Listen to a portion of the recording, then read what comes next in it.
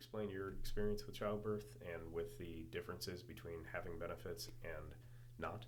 I'll explain my wife's experience for childbirth. I can't go into too much detail about what she went through, Right, but true. I was Fair there. enough. Fair enough. From a financial standpoint, yeah. So our first was born in July of 2020. She was a pandemic baby, which was an experience unto itself in the hospital at that point.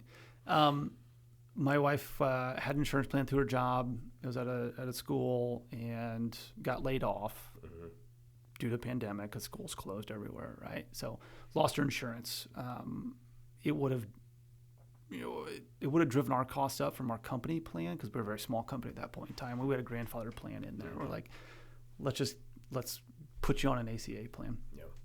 And that was okay for her because she could pop in there, and she had a pre-existing condition with pregnancy too. So my company's plan wouldn't even accepted her. And I'm like, oof, okay. So I do have sympathy for that particular argument.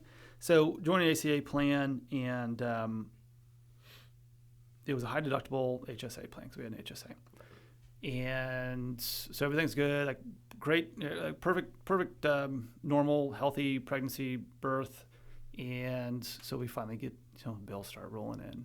We're like, okay, so I knew I had like a $5,000 deductible, $6,000, whatever it was. Yeah, so great, awesome. So I start seeing these bills, and so we're thinking, okay, there's enough cash in our HSA, not a problem. This is going to be typical, right? And her plan was saying, we cover maternity and childbirth and all this kind of stuff, and the newborn hospital care, everything's covered. Awesome. Bills start rolling in, and we start seeing these numbers stack up. And we're like, well, wait a minute. We already hit our deductible. I know I've paid over my deductible right now, right, just by a little bit. Like, what the hell's going on here? Come to find out, and call the insurance company. And they're like, oh, well, we put your newborn baby on your plan too, and her deductible is $5,000. I go, well, wait a minute. It says everything is covered here underneath Jordan's plan. Show me the contract. Show me the piece of paper that my newborn daughter signed with you saying, yeah, I'm going to do this. And so their whole thing was like, well, no, your out-of-pocket maximum's over here. So they applied the deductible, just copy-pasted it to our baby, and then patted themselves on the back saying, well, actually the hospital billed you $43,000. $43,000 was the top line bill.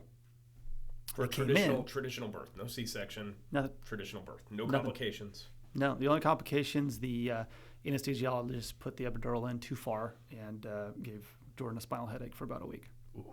Which means she couldn't get out of bed, which was very tough on a new mom. Yeah. $43,000 for that. And the insurance company was like, well, I don't know what the big deal is because we got them to waive all those charges, and so yours is going to be like $11,500. It was like $200 away from what our out-of-pocket maximum was going to be. And I'm like, you got to be freaking kidding me. And I'm like, you know what? Shame on me. I've been doing this too long. Because at that point, I've been doing it for 4 or 5 years or something. Yeah. Kind of exposing the underbelly of healthcare and how it's paid for.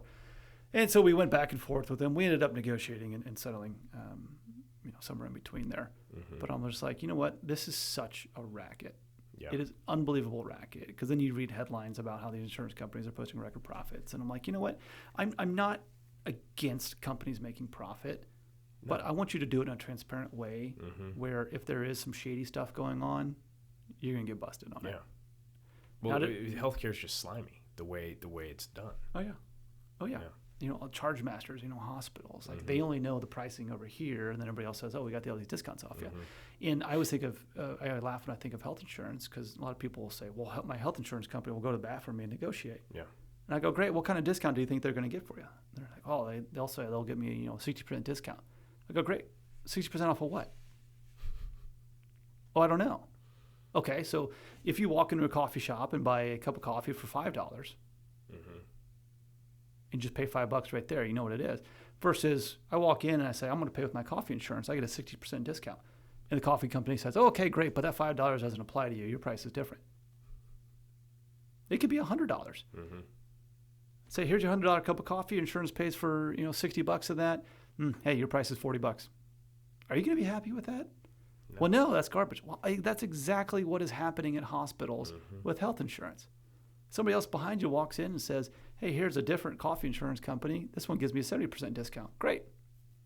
Coffee shop goes back and says, oh, well, for this plan over here, we charge $200 a coffee.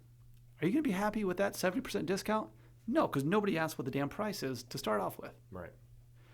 So we fast forward to baby number 2. We had fired our insurance company and joined a health share. And these are communities of like-minded members. A lot of them are religious-based, and they're actually codified in the ACA as kind of religious member kind of things. Okay. They've gone a long way in the last 10, 12 years where they're really secular. And so you join in, and our premium pretty much halved. They call it something else. They call it a monthly. It's not a donation, but whatever it is. What they cost to be a member of this one. Yeah. And so that halved. It's like $400 a month, I think, for a family of 3 at the time. And the equivalent of their deductible, called an IUA, or initial unshared amount. Okay. Our deductible went from $6,000 to our IUA of $1,000. I'm like, well, this makes sense without insurance. So baby number 2 comes in, comes along, and we need to schedule our initial ultrasounds. So we switch hospitals and go to one that's a little closer to our house. And we say, all right, we're here to book our appointment. And they say, great, what's your insurance card? And we say, well, we're self-pay. I want to pay cash for this. And they looked at us funny, and they said, well, you need to go down and enroll in Medicaid downstairs. I kind of laughed. I'm like, I'm sorry, what? You need to go talk to the Medicaid desk so that we can get you signed up for insurance. Why? Yeah, why? Yeah. No. We don't want Medicaid. I want the self-pay price. Mm-hmm. What is your price? Sir, we don't have that. If you don't have insurance, then you need to go to Medicaid. They'll pay for everything. And I'm like, well, that kind of sounds, a $0 bill does sound nice, but wait a minute. Just the principle of this is wrong. Mm-hmm. I'm trying to pay you cash, U.S. dollars, for a service for the next, I think, what is it, like 7 or 8 months of OB care or GYN, whatever it is, sure. Care at that point in time, plus the estimate on a normal delivery. And you're trying to sign me up to take taxpayer dollars. God knows what the actual price was that they're going to charge the state Medicaid plan right there. But it's this default within hospitals that they're trained to say, well, no, you need to go have the taxpayers of Indiana go pay for that for you.